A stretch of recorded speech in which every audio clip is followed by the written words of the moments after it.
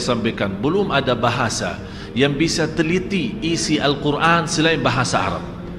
Jadi tidak usah capek mutar pusing sana kemari, mutar lagi, balik lagi, tidak akan bisa faham sesuai maksud. Karena di sini orang-orang yang beribadah, tapi kalau di dalam ayat itu tidak ada sebut ibadah kan? Yang disebut apa? Amman huwa qanitun. Qunut, di sini ada istilah qunut. Istilah qanitun beda sama abidun. Abidun itu dikenal sebagai ahli ibadah, tapi qanitun dia memiliki sebuah keistimewaan yang luar biasa. Karena istilah qunut, sebagaimana penjelasan Imam Syafi'i, al-qunutu tulul qiyam.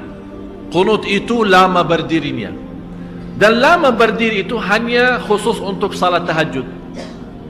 Kalau bapak ibu yang sudah berangkat umrah bulan puasa, dilihat bagaimana bacanya imam. Mohon maaf, termasuk sekarang sudah termasuk cepat, karena sudah dilihat kondisi umat sudah mulai malas, akhirnya dikurangi. Padahal waktu saya masih di sekolah SMP, masih SD SMP, dibawa sama orang tua ke Masjid Nabawi, dalam satu malam imamnya khatam 3 juz, 10 malam akhir khatam Al-Quran 2 kali. Artinya sekarang cuma 1 kali khatam bulan Ramadan kan, di malam 29. Waktu kita masih sekolah, tarawih punya khataman sendiri, setiap malam 1 juz. 10 malam punya khataman sendiri, setiap malam 3 juz. Mulai dari hampir kita mulai salat malam jam 1, hampir mendekati subuh, dan kita merasa kenikmatan yang luar biasa. Itu yang hakikatnya tahajud. Dan selalu saya minta sama jamaah, cuba salat tahajud, walaupun seminggu sekali, walaupun 2 rakaat, tak usah banyak-banyak, tapi nikmat. Hayati, rasakan. Walaupun diulangi ayatnya sampai subuh, walaupun 1 ayat. Sebagaimana Rasulullah SAW pernah salat malam, sepanjang malam salat malam hanya dengan 1 ayat. Merasakan ayat itu, menyentuhkan hatinya, sampai Rasulullah SAW menangis. Kata Siti Aisyah, Rasulullah SAW tidak pernah tinggalkan salat malam bagaimanapun keadaannya. Walaupun dia sakit, dia salat malam duduk. Afdalus salati ba'dal faridah qiyamul lail. Salat yang terbaik sesudah fardu qiyamul lail. Dan saya heran, orang punya masalah, bagaimana punya masalah dia masih bisa qiyamul lail? Menurut saya masalah tinggalkan salat malam itu masalah. Tapi selama anda jaga salat malam, wallahi tidak ada masalah. Semuanya bisa beres. Kita hanya duduk.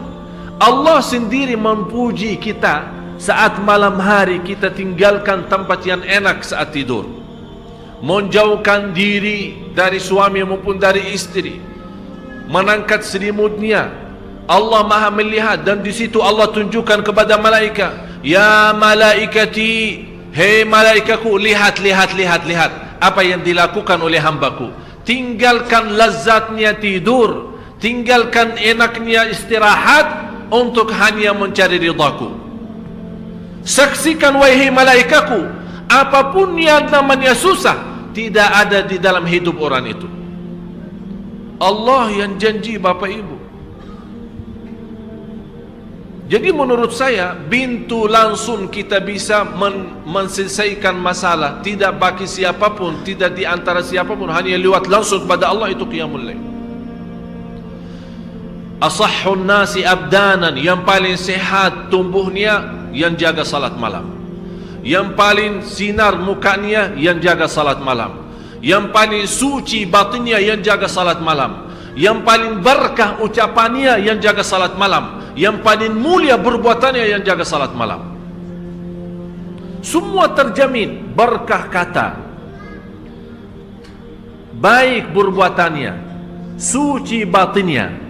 Malah dari sisi salat malam, karena terisi ketakutan kepada Allah, dan ketakutan yang terisi kalbu, terbakar namanya syahwat. Dan isi ketakutan dalam hati kita saat salat malam, karena yang membuat kita salat malam, mungkin ada di sini ayat, amman huwa qanitun ana al-laili sajidan, bersujud dan Ustaz, berdiri. bersujud dan Berdiri. kenapa disebut di sini sujud dan berdiri? Tahu kenapa Bapak Ibu? Saat bersujud kita tunjukkan rendah hati. Saat bersujud, walaupun namanya muka, kalau kita tunduk kepada selain Allah terasa terhina, tapi kalau kita bersujud untuk Allah terasa bangga. Saat berdiri terasa lembut hati. Bagaimana terasa lembut hati? Karena saat berdiri dianjurkan, saat kita berdiri kan mata kita kan tambah sujud, sampai tidak berani mengangkat mata melihat ke atas, seolah-olah kita merasa sudah Allah di hadapan kita, malah kita malu karena masih muka kita, mata kita, mulut kita masih tercampur banyak dosa dan maksiat. Kita malu menangkat. Ini yang membuat kehadiran kalbu dan fikiran saat itu merubahkan qiyam itu istimewa, sampai Allah menikmati saat kita berdiri. Oleh kerana itu disebut di ayat ini, amman huwa qanitun ana al-laili sajidan wa qa'ima. Bapak Ibu, kenapa di sini didahulukan kata sajidan, bersujud dan berdiri, padahal kita tahu sama-sama berdiri kan sebelum sujud kan? Tapi kenapa di sini didahulukan sujud? Aqrabu ma yakunu al-'abdu ila Allah wa huwa sajid, paling dekat posisi hamba kepada Allah saat sujud. Paling dekat posisi kita di hadapan Allah saat Allah mendahulukan sujud daripada berdiri, padahal kita tahu berdiri duluan. Allah menanamkan rasa rindu kepada sujud. Oleh kerana itu tertanam kita berdiri lama, nikmati bacaan, seperti dari bacaan Al-Fatihah dan ayat-ayat yang lain, kita terasa lagi memuji Allah, membaca kalamullah, mengagungkan dan membesarkan Allah lewat bacaan Al-Quran. Dan terasa, ya Allah, saya sudah lama dan banjan berdiri untuk memujimu. Ya Allah, saya rindu bersujud agar menjadi mendekatimu. Masya Allah. Jadi posisi berdiri dan sujud itu ada ikatan yang luar biasa. Oleh karena itu di rahasia ayat ini dibawakan kata sujudan, sajidan wa qa'ima. Yang lebih indah lagi Bapak Ibu, dibawa kata sajidan, bukan sujudan. Kenapa sajidan? Itu merubahkan orang ini sangat membutuhkan kedekatan kepada Allah.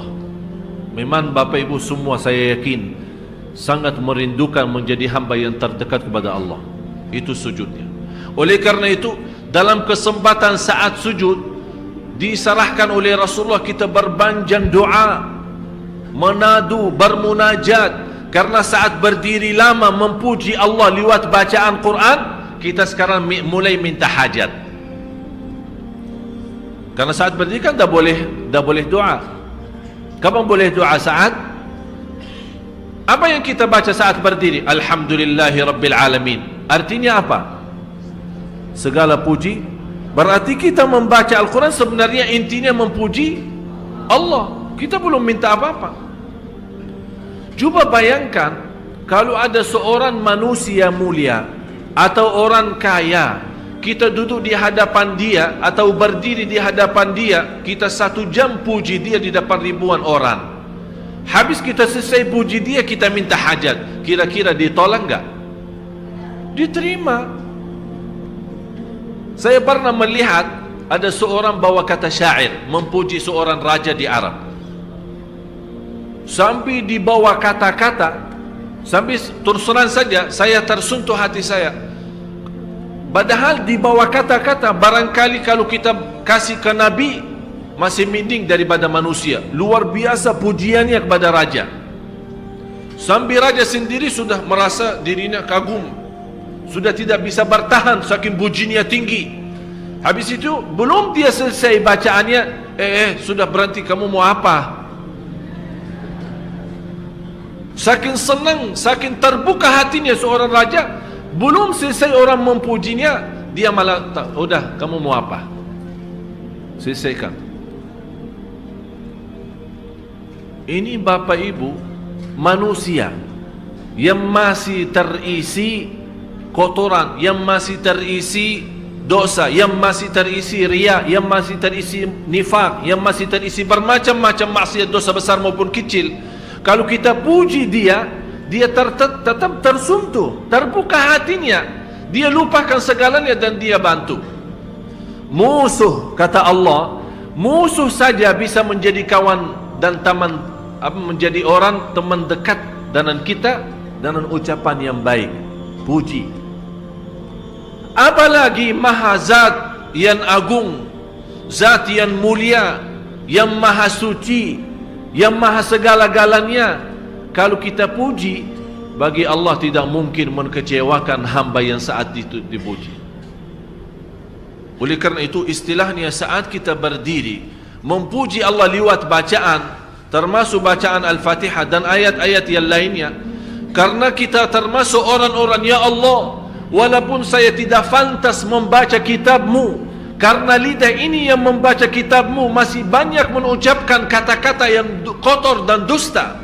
Ya Allah, saya tidak pantas membaca kitab-Mu, karena lidah ini sudah banyak berkata-kata bohong dan mencaci maki orang. Ya Allah, saya tidak pantas diberikan kemudahan membaca kitab-Mu, karena lidah ini sudah terlanjur mencaci dan membuka aib orang. Tapi di saat itu kita rasakan saat berdiri dan diberikan oleh Allah kelancaran lidah membaca kitabnya dan memujinya, itulah Allah memberikan pendahuluan agar saat kita sujud, seolah-olah Allah bertanya, kamu mau apa lagi? Apa yang kamu butuh? Apa yang kamu perlu? Kalau belum kita puas dari sujud pertama, ini hikmahnya ada 2 kali sujud. Belum puas, ada yang tertinggal. Memang kadang-kadang setan menggoda kita, hajat-hajat bisa tertinggal, ada yang lupa. Begitu kita berdiri, ingat saat di antara sujud, masih ada kesempatan lagi, sujud lagi. Allah Maha Besar, Allah Maha Agung, Allah Maha Mulia. Sungguh kita mulia kalau kita betul-betul bisa menikmati yang namanya sujud. Kata seorang salih, wallahi kalau bukan ada sujud di dunia, saya tidak bisa menikmati yang namanya dunia.